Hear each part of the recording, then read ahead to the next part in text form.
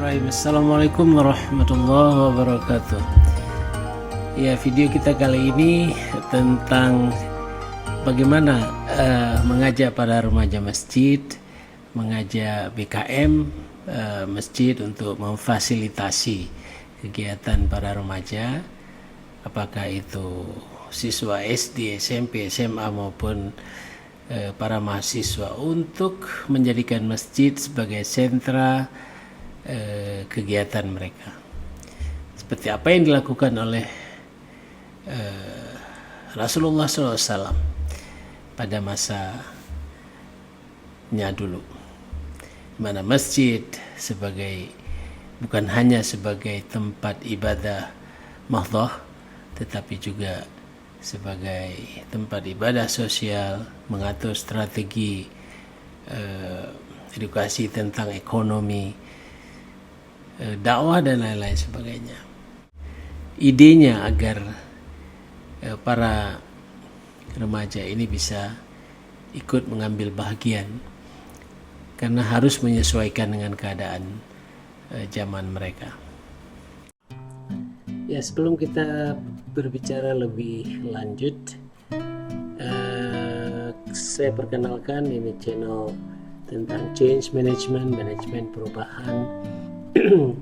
Tugas kita semua untuk bagaimana merubah hari esok itu lebih baik dari hari ini, dan tentu saja hari ini sudah harus lebih baik dari kemarin dalam segala bidang. Saya kira kontribusi daripada channel ini akan mengarah ke situ, dan mohon dukungannya dan tonton sampai habis untuk topik kita kali ini. Ya, tips yang pertama, BKM masjid harus memiliki data tentang para remaja yang ada di lingkungannya, di lingkungan masjid. Ini harus didata. Kenapa perlu didata? Karena kita ingin membuat klasifikasinya, SD, SMP, SMA ataupun mahasiswa.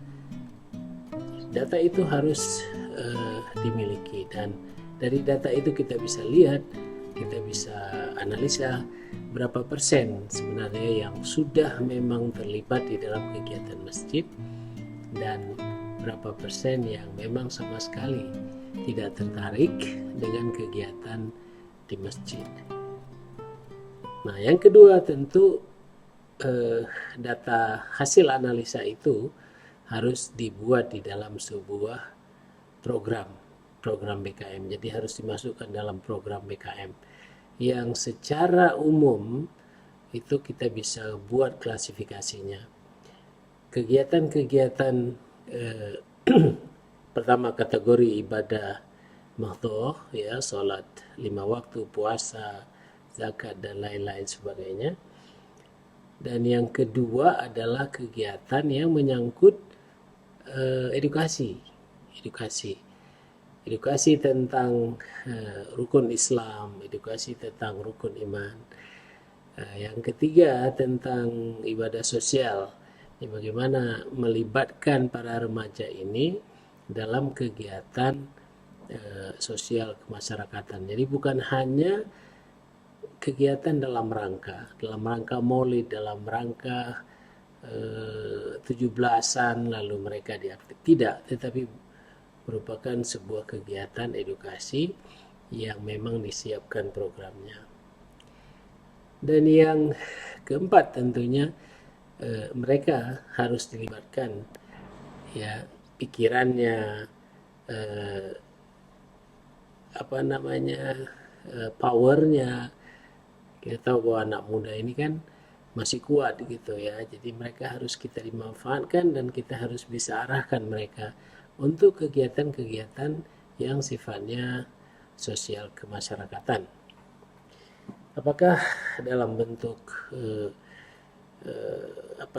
bersih lingkungan dan lain-lain sebagainya yang bisa dipikirkan oleh bapak-bapak PKM.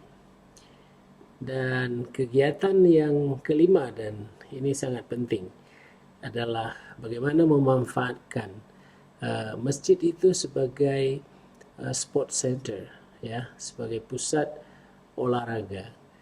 Yang paling mudah misalnya adalah pingpong, olahraga-olahraga yang lain yang memanfaatkan eh, fasilitas yang ada, baik yang ada di masjid maupun yang ada di lingkungan masjid. Bagaimana Rasulullah dulu setelah dia membangun masjid, lalu dia buat range untuk panahan misalnya, untuk latihan berkuda misalnya, untuk latihan perang misalnya, ya, menggunakan senjata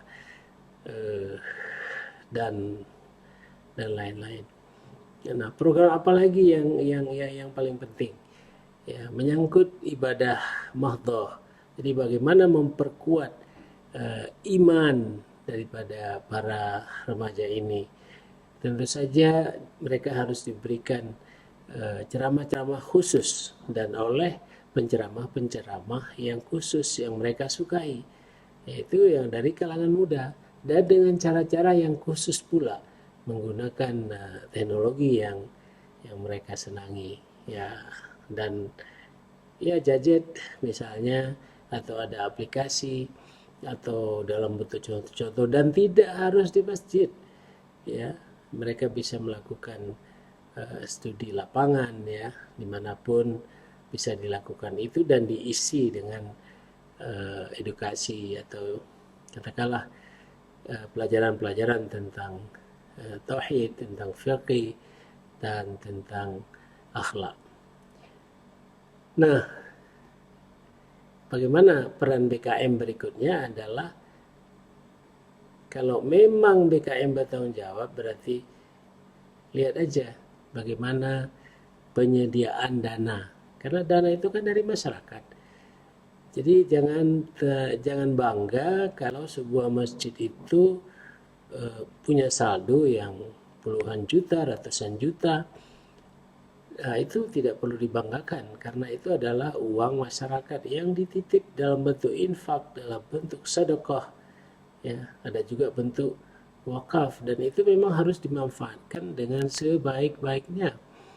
Jadi banyak yang kita lihat bahwa pertanggungjawaban BKM masjid itu, ya, tidak ada pengeluaran untuk dana, katakanlah untuk para generasi muda ini. Itu artinya apa? Kegiatannya itu insidental. Itu intinya, insidental. Jadi memang ada remaja masjid, tetapi mereka hanya sempalan, kalau boleh dikatakan sempalan. Mereka bukan key player di dalam sebuah kegiatan yang ada di masjid.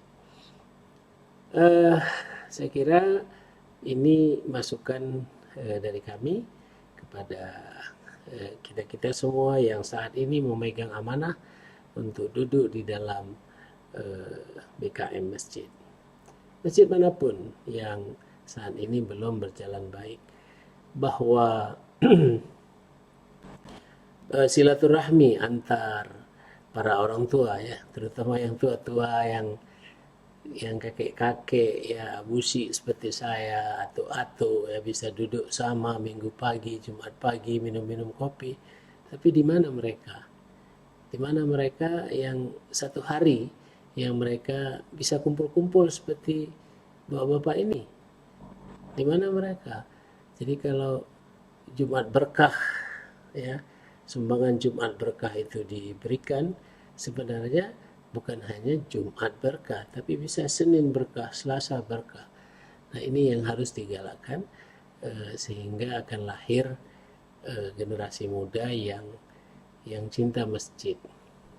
Cinta masjid itu kalau saat ini bukan hanya mereka bisa hadir secara fisik langsung di masjid, tetapi dengan